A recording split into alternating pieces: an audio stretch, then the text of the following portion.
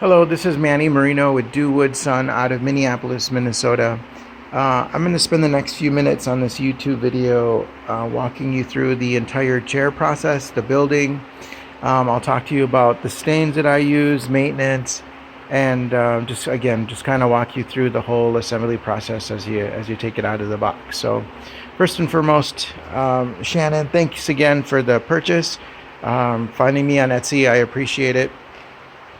Um, Randy, this chair is for you, custom built by me for you. It was fun to talk to Shannon. We've been going back and forth for weeks now about the color, laser engraving versus the inlay. And again, I'll talk to you about all of that and kind of walk you through those steps. But it was just kind of fun picking Shannon's brain, and she kind of gave me an idea what she wanted. And again, this is what I came up with. So first thing is it's laser engraved. So with this is my brand and logo. I personalize it with every chair to every customer that I make. So it's cool. Roll Tide. I like it. I actually went to Michigan, so I'm a big Michigan fan. And one of the funny things that Shannon was talking to me about was making sure that the color was not anything like the Ohio State. Because being from Michigan, I absolutely hate Ohio State, even though I make a lot of Ohio State chairs, but we don't need to let them know that. So the first thing is first, the Alabama. So this is an inlay. You can't maybe see it in the video, but an inlay means that it's cut from the same wood then put back. So the conversation that Shannon and I had was painting it the auburn color or versus stain. Stain's a little trickier because they don't necessarily make like an auburn stain.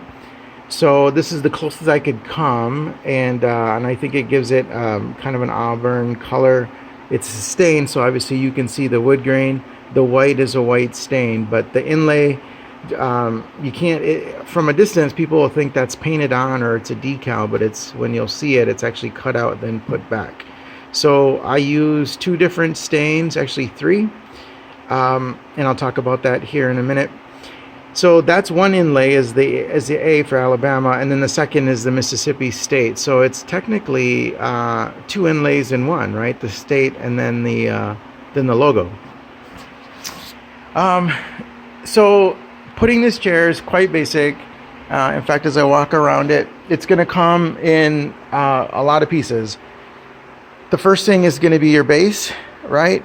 Then the front legs, which will come attached with this bottom brace for the arm, and then your back legs, and you're going to be able to tell which one it is because it has a slant. So you got the two back legs, your two base legs, and then the spacer in between. Those are made out of 2x6. And then your back is all going to be intact, and it's going to be one piece.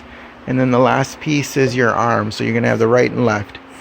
So the way I'm going to take this apart, and the way I'd like you to put it together, is you're going to pull it apart, and it's basically going to come in several pieces. The first thing, and I have this as an example, is I want you to start on a flat surface, right? Just separate the base right and left. And I'm going to actually have it marked under the underneath, all right? So just look for the marking. Looking at the chair, it'll always be right to left. So start off with the base. In the back, you're not going to be able to see it because it's a dark stain, but I'll actually mark with pencil mark on where that spacer should align. And the first thing you're going to do is when you, first step is to assemble the seat. And it's going to be pretty easy, starting with your branded front board. Randy, that's number 1, and then it goes all the way through 7. So just button it up. Start on a flat surface, and then just walk it all the way back 1 through 7.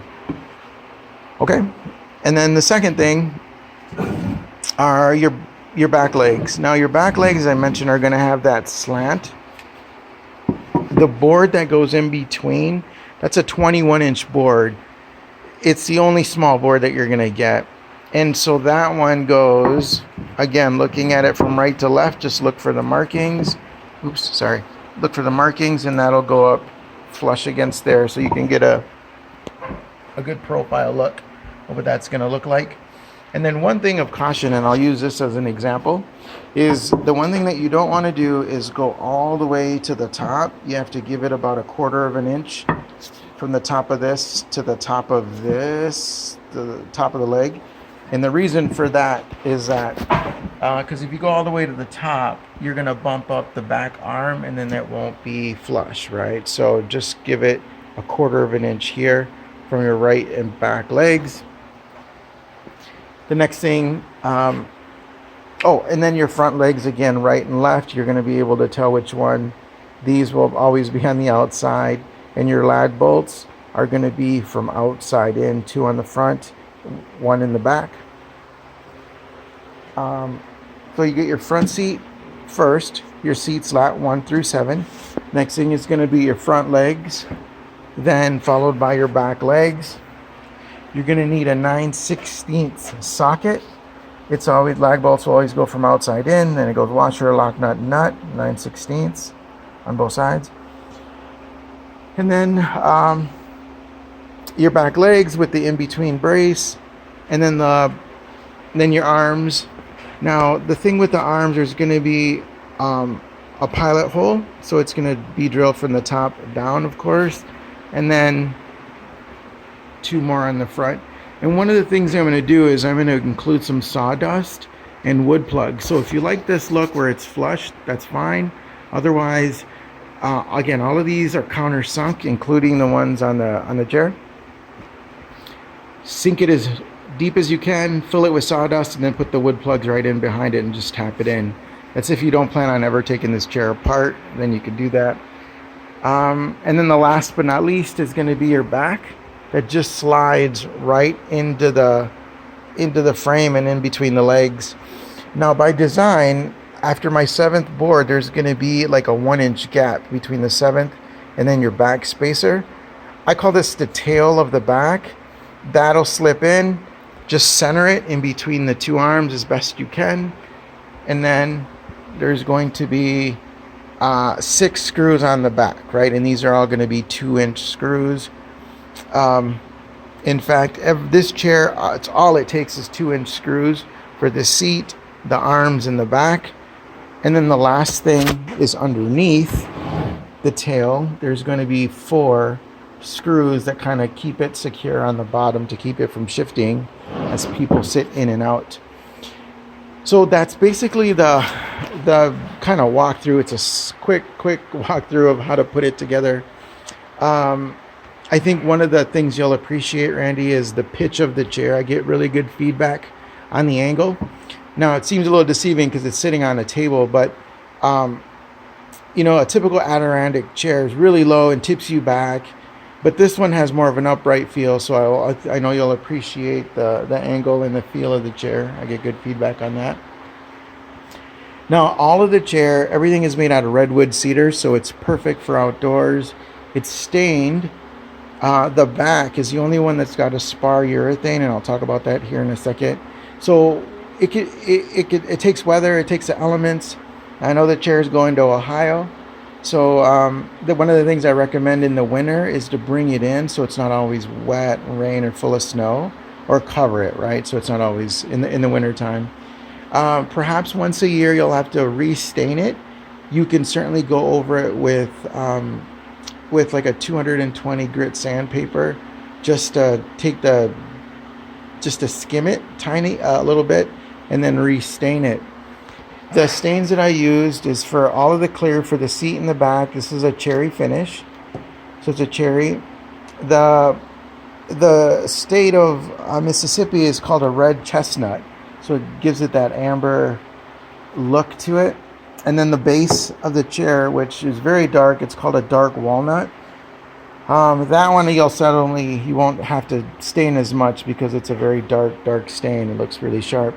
And then the last thing I was talking about is this spar urethane. It's a polyurethane, excuse me. And I used a clear gloss, or the crystal clear gloss it's called.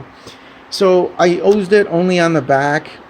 It has a little shine to it. It's really hard to pick up in the video, but I think I recommend once a year you can certainly go over the the back, and you can certainly do the stain.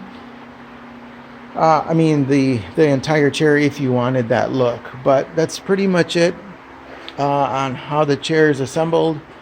Front legs go on from the outside. The back legs are on the inside of the 2x6. In between is that spacer, your arms, and then your back. So that's pretty much how you put this chair together. Again, Shannon, Randy, I want to thank you for the purchase. I'm going to include some business cards. I'll put it all in a package and I'll get that mailed to you. So just to recap, for tools, you're going to need a 9/16 socket or ratchet and socket. It'll be very helpful. All of these are a T25 torque bit, and I'll include the fittings so you can use those. Every single one is countersunk, so you just go right to the top, keep it smooth to the top of the seat, and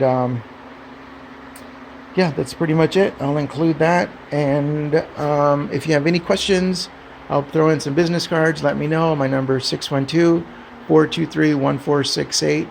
I would love to have a picture for my Instagram, social media, once you get that assembled and have it in your home.